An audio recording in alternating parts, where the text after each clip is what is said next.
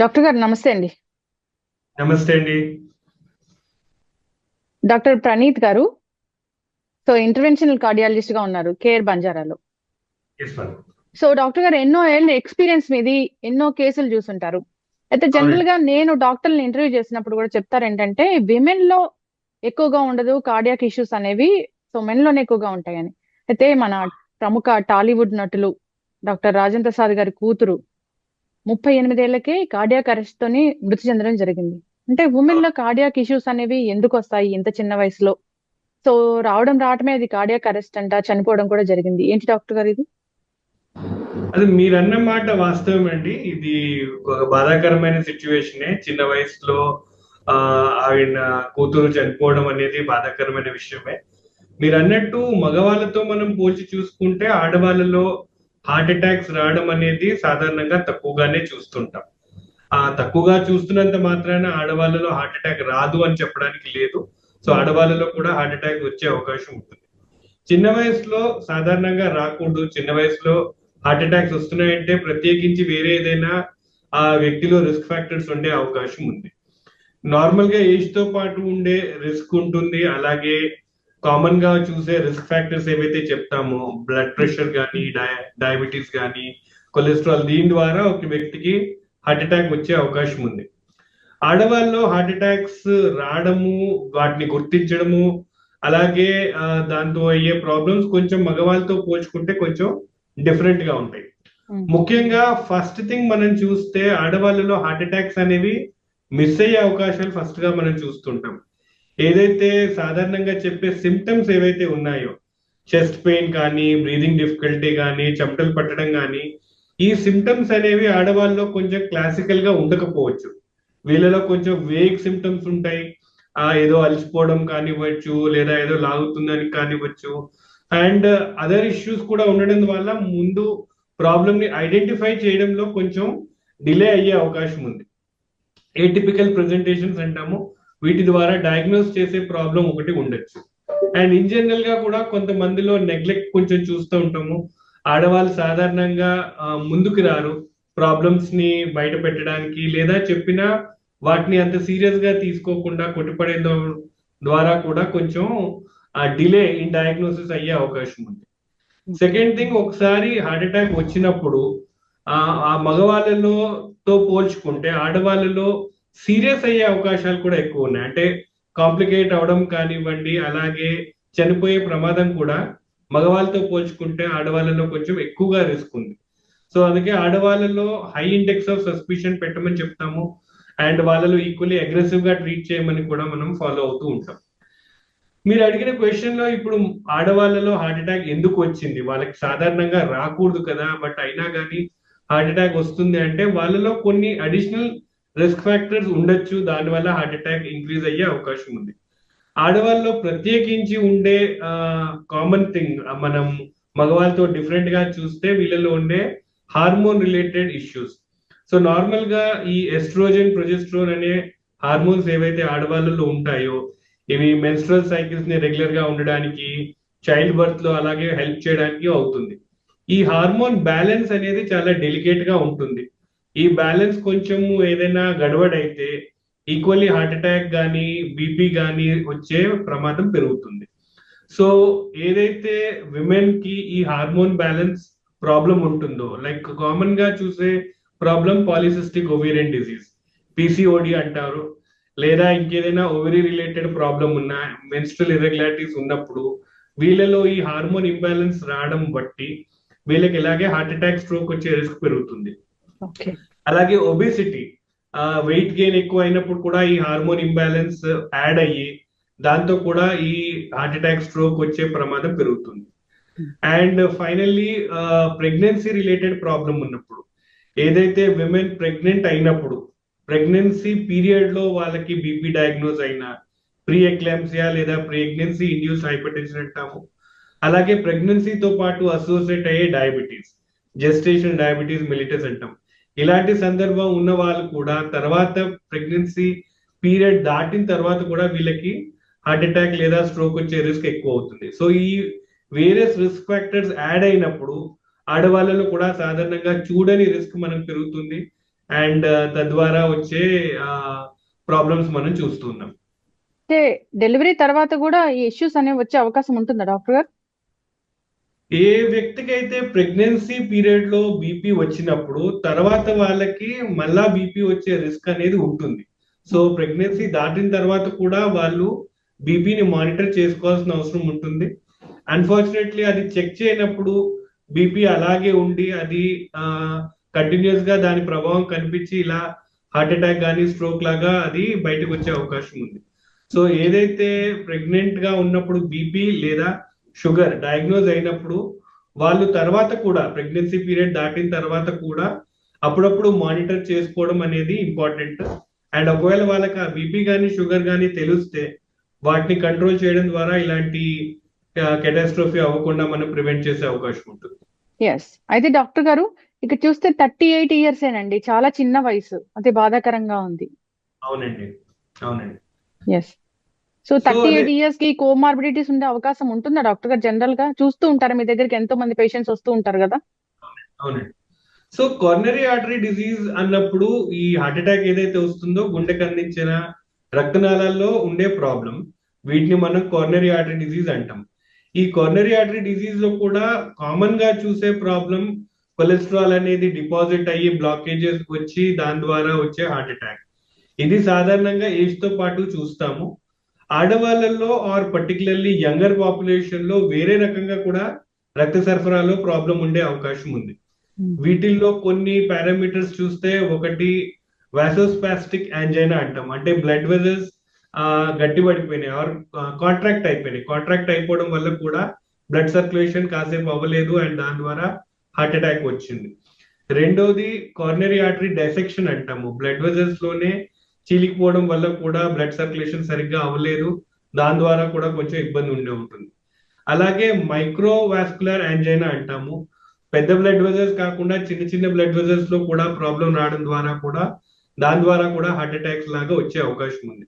So ఒక వ్యక్తికి coronary artery disease రావడంలో మేజర్ గా చూసేది మనము కొలెస్ట్రాల్ రిలేటెడ్ ఇష్యూ అయినప్పటికీ ఈ చిన్న వాళ్ళల్లో అదర్ రీజన్స్ ద్వారా కూడా హార్ట్ అటాక్ వచ్చి ఆ అవుట్కమ్ ఆర్ దాంతో ఉండే నష్టపరిహారం ఏదైతే ఉందో అదంతే ఇబ్బంది పెడుతుంది. లైక్ దాంతో ప్రాణాపాయ ప్రమాదం కావచ్చు, అలాగే హార్ట్ ఫెయిల్యూర్ కానీ వేరే ప్రాబ్లం కూడా ఉండే అవకాశం ఉంది. హార్ట్ అటాక్ వచ్చిన తర్వాత కార్డియాక్ అరెస్ట్ అవుతుందా, లేదంటే డైరెక్ట్ కార్డియాక్ అరెస్ట్ అవుతుందా అండి? సాధారణంగా హార్ట్ కి ఏదో రూపంలో దెబ్బ తగిలినప్పుడు కార్డియాక్ అరెస్ట్ అవుతుంది. ఆ కార్డియాక్ అరెస్ట్ రావడానికి దెబ్బ ఏదైతే తగిలిందో దానికి most common reason heart attack. Heart attack కాకుండా కూడా గుండెకి దెబ్బ తగిలి దాని ద్వారా కూడా హార్ట్ అటాక్ అవ్వచ్చు. But 90% of the time most common reason ఒక వ్యక్తి కార్డియాక్ అరెస్ట్ అవ్వడానికి హార్ట్ అటాక్ రీజన్ అండి. ఎస్. డాక్టర్ గారు, ఇప్పుడు మీరు చాలా రకాల లక్షణాలు చెప్తూ ఉంటారు, ప్రీ సింటమ్స్ ఇలా ఉంటాయి, ఆయాసం వస్తూ ఉంటుంది, చెమటలు పోస్తూ ఉంటాయి, గుండెల మీద బరువు పెట్టేసినట్లు ఉంటుంది అని అసలు ఎన్నో ఎపిసోడ్స్ లో చెప్పున్నారు మీరు. అయితే డాక్టర్ గారు, ఏ ఒక్క లక్షణం కూడా కనపడలేదా అంటారా ఈ ఈ కార్డియాక్ అరెస్ట్ అయినప్పుడు? ఏ ఒక్క లక్షణం కూడా కనపడలేదా? లక్షణాలు ఉంటాయి. ఆ లక్షణాలని మనం ఎంత ఎఫెక్టివ్ గా ఐడెంటిఫై చేసాము అండ్ ఈక్వల్లీ వాటిని మనము పరిగణంలోకి తీసుకున్నాం అనే దాన్ని బట్టి ఉంటుంది. ఇందాక చెప్పినట్టు క్లాసికల్ గా ఒకవేళ చెస్ట్ పెయిన్ కానీ బ్రీదింగ్ డిఫికల్టీ, చెమటలు పట్టడము, లాగడము లాంటి సిమ్టమ్స్ ఉంటే అందరూ అలర్ట్ అవుతూ ఉంటారు. బట్ కొన్నిసార్లు ఈ సిమ్టమ్స్ అలాగే రావాలని గ్యారంటీ లేదు. కొన్నిసార్లు వేగ్గానే ఉండొచ్చు, నాకేదో ఒంట్లో బాగాలేదు లేదా కొంచెం వామిటింగ్ సెన్సేషన్ లా ఉంది లేదా కొంచెం అనీజీగా ఉంది, తినాలనిపించట్లేదు, ఇలాంటి వేగ్ సిమ్టమ్స్ లా కూడా ఒక్కోసారి రావచ్చు. అసిడిటీ రిలేటెడ్ ప్రాబ్లం 30% మంది ఏదైతే క్లాసికల్ గా అసిడిటీ గ్యాస్ ట్రబుల్ అనుకుంటారో అది యాక్చువల్లీ అసిడిటీ కాదు, అది హార్ట్ అటాక్ కూడా అయ్యే అవకాశం ఉంది. సో ఆ వ్యక్తికి ఇలాంటి సిమ్టమ్స్ వచ్చినప్పుడు అది ఎసిడిటీ అనుకుని గ్యాస్ టాబ్లెట్ తీసుకోవడమో లేదా ఇంకేదైనా ఉపాయం ట్రై చేసి దాంతో నెగ్లెక్ట్ అయ్యే అవకాశం ఉంది. వెరీ రేర్లీ ఏమీ సిమ్టమ్స్ లేకుండా సడన్ గా హార్ట్ అటాక్ వచ్చే అవకాశం ఉంది. But majority more than 90% of the time ఏదో ఒక సిమ్టమ్స్ వస్తాయి. వాటిని మనం ఎంతవరకు ఐడెంటిఫై చేయగలిగాము అనే దాన్ని బట్టి ఉంటుంది. కొన్నిసార్లు ఇవి వేగ్గా రావడం ద్వారా మిస్ అయ్యే అవకాశం ద్వారా అన్నెసరీ డిలే ఇన్ ట్రీట్మెంట్స్ కూడా అయ్యే అవకాశం. ఎస్. కొంచెం డిస్కంఫర్ట్ గా అనిపించినా కానీ హాస్పిటల్కి వెళ్ళడం అయితే మంచిది. కరెక్ట్. సో ఎప్పుడైతే డౌట్ ఉందో మన బాడీ మనకి బాలేదు అని చెప్పినప్పుడు, డౌట్ వచ్చినప్పుడు ఆల్వేస్ ఒకసారి డాక్టర్ ని సంప్రదించి, అండ్ బేసిక్ థింగ్ అట్లీస్ట్ ఒక ఈసీజీ తీయించుకున్నప్పుడు ఏంటంటే అట్లీస్ట్ 80-90% ఆఫ్ ద టైం ఇలాంటి మేజర్ ప్రాబ్లమ్స్ మనం రూల్ అవుట్ చేసుకోవచ్చు. ఎస్. అండ్ ఆ 10% of the time further test మనకు అవసరం ఉంటుంది. సో ఒకసారి డౌట్ ఉన్నప్పుడు బాడీ మనకి ఆ సంకేతాలు అందించినప్పుడు వాటిని రెస్పెక్ట్ చేసి ఒకసారి డాక్టర్ని సంప్రదించి అది నిజంగానే సీరియస్ దాన్ని లైట్ తీసుకోవచ్చా లేకపోతే ఇంకేదైనా దాన్ని ఇంపార్టెంట్ గా మనం చూడాలా అనేది ఒకసారి చేయించుకోవడం మంచిదండి. ఎస్ డాక్టర్ గారు, అందరూ అనుకునే విషయం ఏంటంటే ఈ కోవిడ్ వ్యాక్సిన్ తర్వాత, కరోనా తర్వాత ఇలాంటి డెత్స్ అనేవి ఎక్కువగా జరుగుతూ ఉన్నాయి, హార్ట్ అటాక్స్ అనేవి, కార్డియాక్ అరెస్ట్లు అనేవి ఎక్కువగా ఉంటున్నాయి అని అంటున్నారు. దీనిలో వాస్తవం ఎంత? సో ఆ క్వశ్చన్ కి answer both yes and no కిందే చెప్పాలి. ఎస్ ఎందుకు అంటే కోవిడ్ వచ్చిన వాళ్ళల్లో ఈ లాంగ్ కోవిడ్ సిండ్రోమ్ అనేది చూస్తున్నాం. కోవిడ్ మనం చూసాము, అది ఒక ఇన్ఫెక్షన్ వచ్చి బాడీలో ఉన్న ఇమ్యూన్ సిస్టమ్ ని అది దెబ్బతీస్తుంది. సో ఆ ఇన్ఫ్లమేషన్ అనేది బాడీలో ఉండడం ద్వారా బ్లడ్ కొంచెం చిక్కబడి బ్లడ్ క్లాట్ అయ్యేది మనం చూస్తూ ఉన్నాం. కోవిడ్ నుంచి రికవర్ అయిపోయినప్పటికీను చాలా మందిలో ఆ ఇన్ఫ్లమేషన్ అలాగే ఉండిపోయి అది లాంగ్ కోవిడ్ సిండ్రోమ్ గా మారింది. సో ఆ ఇన్ఫ్లమేషన్ అలాగే ఉన్నప్పుడు వాళ్ళ బ్లడ్ ఇంకా చిక్కగానే ఉండి ఈ బ్లడ్ క్లాట్స్ ఫామ్ అయ్యి ఆ క్లాట్స్ ఫామ్ అవడం ద్వారా హార్ట్ అటాక్ వచ్చే మాట వాస్తవం. ఎస్. అయితే అందరికీ ఆ లాంగ్ కోవిడ్ సిండ్రోమ్ ఉండే అవకాశం ఉందా అంటే దాన్ని ప్రత్యేకించి మనం పరీక్షలు చేసుకుంటే గానీ తెలియదు. అయితే కోవిడ్ వచ్చి కూడా ఇప్పుడు 3 ఏళ్ళు దాటింది. చాలా మంది కోవిడ్ నుంచి రికవర్ అయ్యారు అండ్ దాని నుంచి కంప్లీట్ గా రికవర్ అయిపోయారు. So long Covid syndrome theoretically ఉన్నప్పటికీ ప్రాక్టికల్లీ నాన్ ఎగ్జిస్టెంట్ గానే చెప్పాలి. ఎక్సెప్షనల్ కేసెస్ లో కొందరిలో ఇన్ఫ్లమేషన్ ఇంకా కంటిన్యూ అవుతూ ఉంటే ఆ కంటిన్యూ అవడం ద్వారా ఈ హార్ట్ అటాక్స్ కానీ స్ట్రోక్స్ కానీ వచ్చే ప్రమాదం వాళ్ళలో ఉండే అవకాశం ఉంది. ఎస్. వ్యాక్సిన్ తీసుకున్న వాళ్ళలో ఈ ఇన్ఫ్లమేషన్ ని తగ్గే అవకాశం ఉంది. సో వ్యాక్సిన్ తీసుకోవడం ద్వారా మన ఇన్ఫెక్షన్ ని అరిగట్టాము, అలాగే ఈ లాంగ్ కోవిడ్ ఉంచే ప్రాబ్లమ్ ని కూడా మనం రెక్టిఫై చేసాము. థ్యాంక్ఫుల్లీ చాలా మంది వ్యాక్సిన్స్ తీసుకున్నారు. ఆ వ్యాక్సిన్ తీసుకున్నప్పుడు కూడా దాంతో ఈ లాంగ్ కోవిడ్ సిండ్రోమ్ వచ్చే ప్రాబ్లం నుంచి కూడా బయటపడే అవకాశం ఉంది. So practically long Covid syndrome తో బాధపడే వాళ్ళ సంఖ్య చాలా తక్కువగానే ఉంది. బట్ థియరిటికల్లీ కొన్ని ఎక్సెప్షనల్ కేసెస్ లో ఇంకా ఈ ప్రాబ్లం ఉండే అవకాశం ఉంది. ఎస్. అయితే డాక్టర్ గారు, హార్ట్ అటాక్ రాకూడదు, గుండె ఆరోగ్యంగా ఉండాలి, పదిలంగా ఉండాలంటే ఒక 4 జాగ్రత్తలు అంటే ఏం చెప్తారు? ముఖ్యంగా మనకి హార్ట్ అటాక్ వచ్చే రిస్క్ ఎంతగా ఉంది అనేది తెలుసుకోవడం అనేది ఇంపార్టెంట్. ఆ రిస్క్ ఫ్యాక్టర్స్ ని మనం కనిపెట్టడం అలాగే దాన్ని నియంత్రణలో పెట్టడం అనేది ముఖ్యం. So BP, sugar, cholesterol, family history, obesity ఇలాంటి రిస్క్ ఫ్యాక్టర్స్ ఏమైనా ఉన్నాయా లేదా అనేవి మనం కనిపెట్టాలి. అండ్ అవి ఉంటే వాటిని అదుపులో ఉంచడం ఫస్ట్ ఇంపార్టెంట్ థింగ్.